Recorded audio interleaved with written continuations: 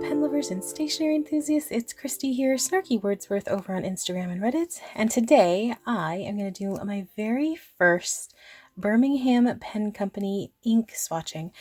This is my very first haul with them. I've been a huge admirer of their inks for ages and ages. Every time I see one of the other pen vloggers that I follow getting these inks, I'm always like absolutely obsessed with the colors. So I finally figured that I would take the plunge, and I think I got some really, really interesting colors. So I'm very excited to see how those actually turn out. I will say the packaging was absolutely fantastic in this first order. Really, really well wrapped. Everything was really like painstakingly taken care of. There was no like jiggling in the box. It was just exactly what you want when you are expecting a box full of 9 bottles of ink. And then once you open it up, it's really, really lovely. So first thing on the very top of the package has your invoice. I flipped over the part that has my personal information, but I did get 9 inks. 4 of those inks were in the Winter Farmland ink bundle, and then just some other inks that either caught my eye on the particular day or that had been on my wish list for quite some time. And then it also comes with this super duper cute little fountain pen paper clip, which I thought was adorable. And then it also came with their logo postcard, and these are really nice postcards. I don't know if it's gonna, so you can see it's a triple layer. And it's a matte finish, which is really nice. And then it's just your pretty standard back of a postcard. And then with the Winter Farmland bundle, you also got this bonus postcard, also that triple layer, and then just really beautiful artwork on there. It's a beautiful photograph. Though it's super cold here, so it's not something that I don't see on a regular basis.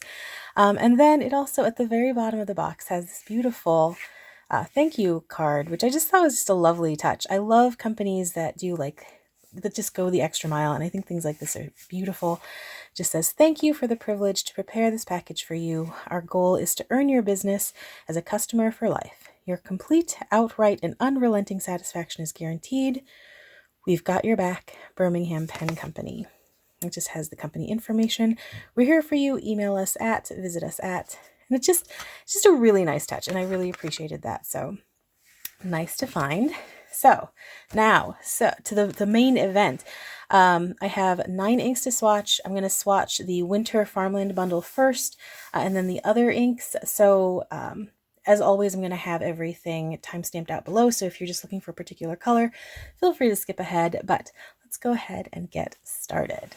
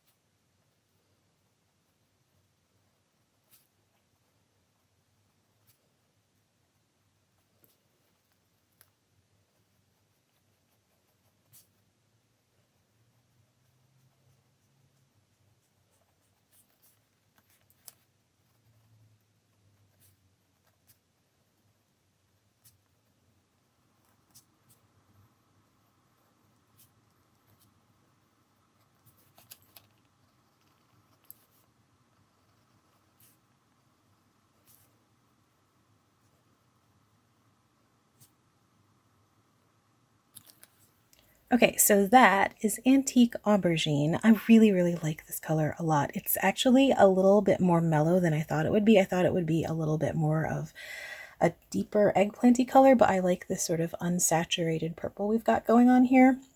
Almost like a dusty purple instead, but I really like it.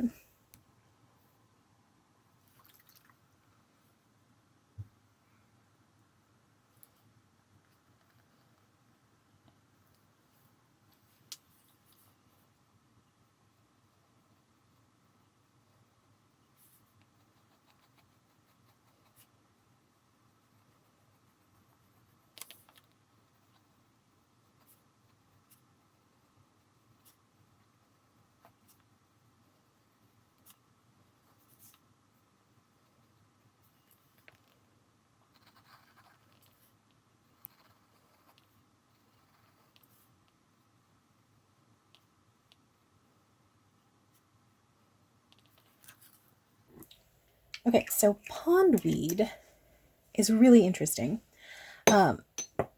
It still has to completely dry down, but I don't know that I was expecting this sort of really fantastic grayish, brownish green melding that I've got going on here, but that's really super interesting. I like it.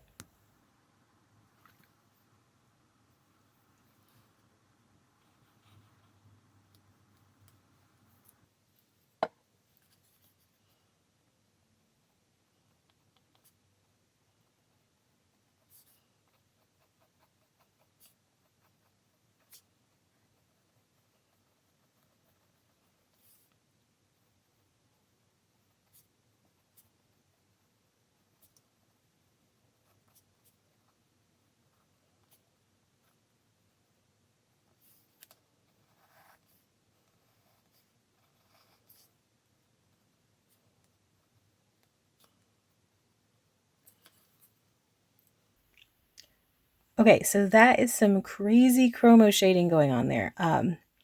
You've got that sort of steely, greenish gray base, but then you've also got this really interesting rust that sort of pops up every once in a while.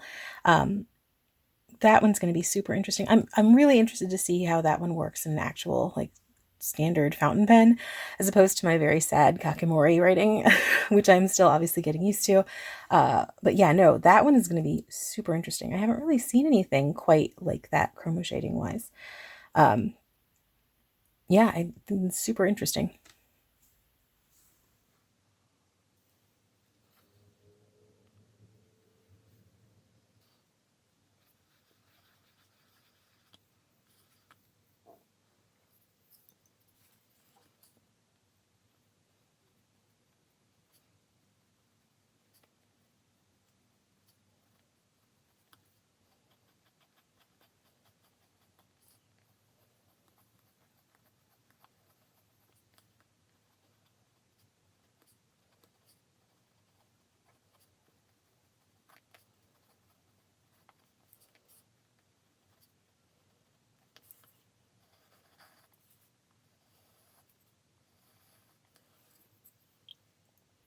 Okay, this one could be interesting. I'm not even sure what color to classify this with. It's kind of like a mauvey brown, but it is fascinating. I'm going to break it for the second just to say I'm not loving this Regalia paper at all. I might actually swap over to Tomoe River, which is what I usually use, because I'm just not loving this, not even a little bit. But so far, it at least is giving you a good idea of kind of where the colors would be normally. So yeah, definitely am intrigued by this one. I will be very curious as to see how this one works in a regular fountain pen. But yeah, so these four are all of the Winter Farmland ink bundle. And I do think they're really, really beautiful and absolutely fascinating. This chromo shader is really cool. Like a combo of colors that I haven't really seen too much before. So I'm really, really intrigued by that. But then I love all the other shades. Just really subtle but beautiful. But yeah, so okay. Onward to the other batch of colors, which are all just kind of a mishmash of things that have either caught my eye or ones that I've wanted for quite some time.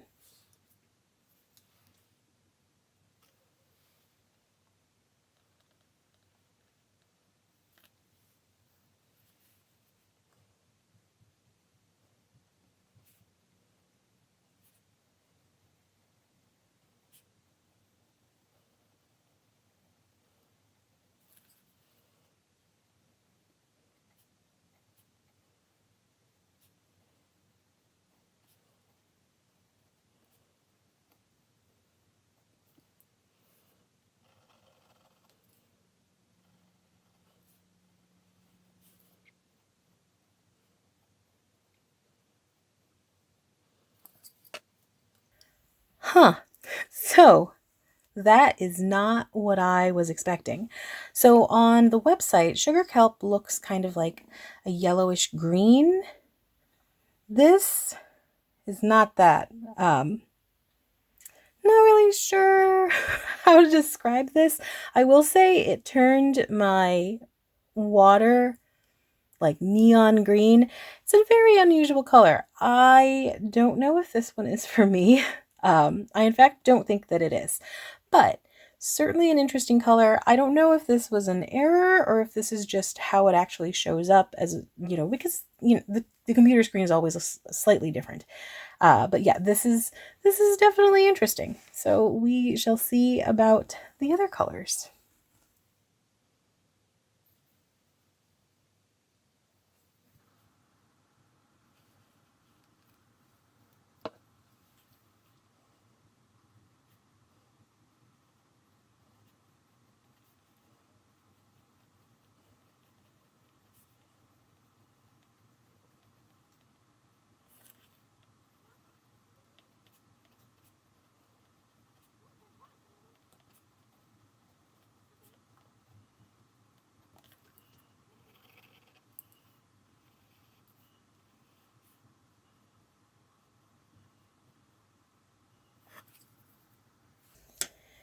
All right, now this I love. This is Burlap, and it's part of their Delicate line.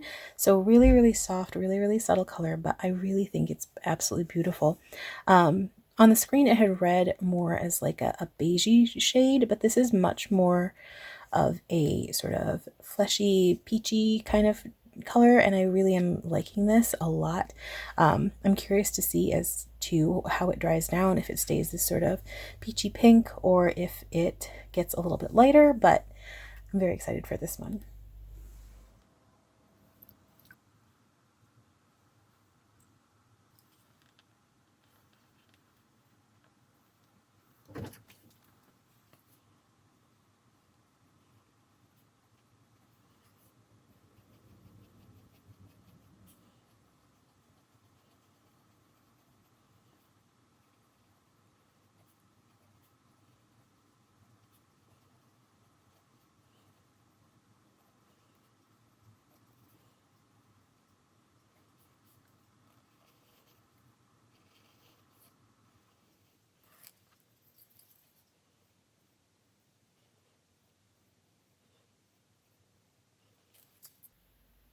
Okay, Molten Tin. I absolutely love that. That is beautiful. Like a nice steely cold gray with that beautiful hit of red. That's just beautiful. I'm super excited to use that one.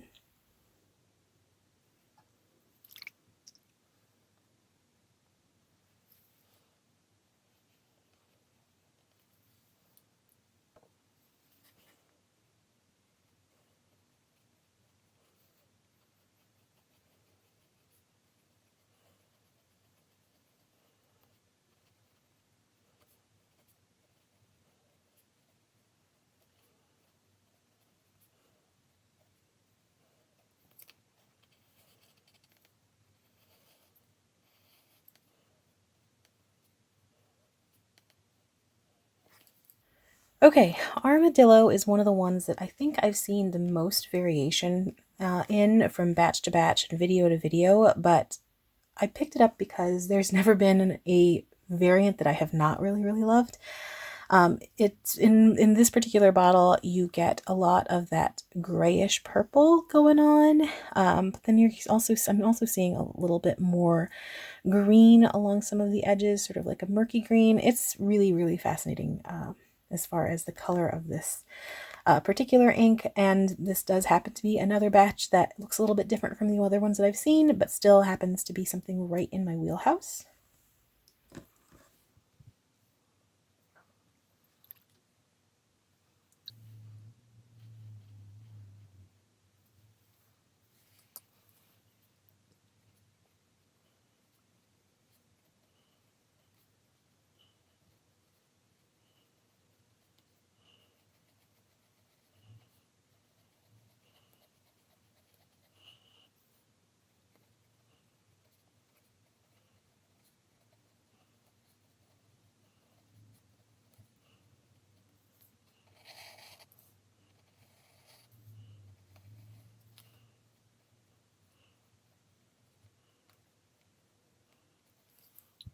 And there is Pennsylvania Fieldstone. I have been obsessed with this color since the very first time I saw somebody swatch it.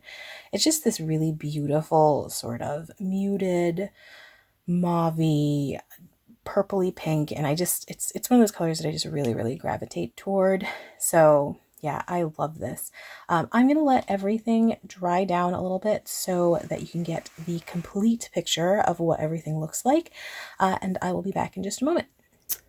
Okay, so everything is finally dry and it took forever. But now that everything is completely dry, I really am liking the colors so much more than I was before. It's just night and day from when they were still pretty wet. Even the sugar kelp is much more what I was expecting. So let's go ahead and get some close-ups. Here is that antique aubergine, which is still that gorgeous sort of dusky purple. There's some really beautiful, deep, dark violets at the edges of things. And it's a lovely color. I'm very excited to use this. Pondweed, another one that's absolutely gorgeous. This gorgeous sort of steely gray with just a hint of some sort of more neutral browny grays mixed in. And then we get to Saltmarsh. I still think this is one of the more interesting inks in my collection at this point. I love that sort of neutral gray, but with some reds and browns mixed in. And even in the writing samples themselves, it has that really interesting sort of reddish sheen just at the edges. I'm loving the qualities of this particular ink so much. And then just based on shade alone, I love this Ploughman's Pebble. I really like this color. It's sort of a blend of grays with a little bit of browns and a tiny hint of purple. Just a really interesting color, just flat out. Okay, and now we get to sugar kelp. It's still not probably going to be like a frequent part of my rotation, but I do think it's really lovely now that we've gotten down to more of like a bit of a citrine kind of color, because it was very bright for me. And now we sort of dried down to a slightly different shade. I really like the shading qualities of it, where we get that sort of darker, almost like a foresty green, really sort of sheen going on a little tiny bit at the edges. Below that is Burlap. I think this is lovely. I'm curious as to how it'll do in a finer nib, just because it is very light, but I do like the color. And then below that, Molten Tin. I love this. I've loved this in a lot of videos that I've seen. I really like that bit of red that we get along the edging, but just in general, like a nice cool gray with just a whole lot of interesting characteristics. Armadillo, I still say one of the more interesting colors in the whole batch. When you look at it from different angles, you see more reds and more grays and more browns. It's just fascinating how this one works. Then Pennsylvania Fieldstone. I love this color. I have always thought this color was gorgeous, and I continue to think so. Definitely, I know exactly what pen I'm going to ink this up with, and I'm very excited to add it to my rotation. So I did say I had some qualms with the paper. I was very excited to try that Regalia from Endless, and I think it's really beautiful now that it has dried down. I think the results are really lovely. I do think because it takes so long to dry all the way down, and that between the eyedropper and then being able to spread it out takes me anyway a bit of time. I don't know that this is a great book for me to do swatches. So while I was waiting for this one to dry, I popped open a Tomoe River notebook that I had.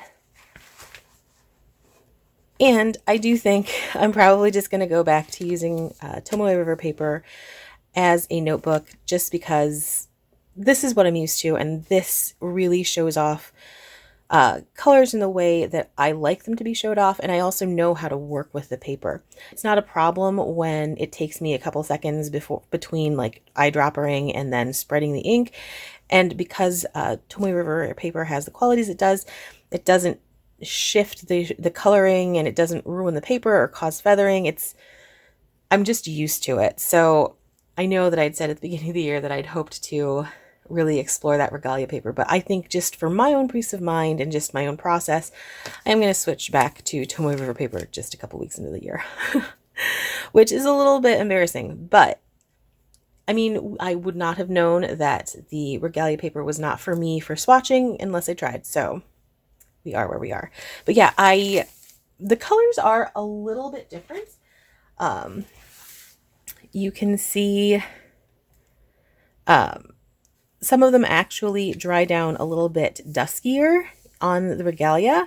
And again, that could be part of the process when how the paper reacts with the timing, but they're both gorgeous. And that's what's really interesting about doing this sort of comparison, how even though the inks turn out a little bit differently, they are equally beautiful.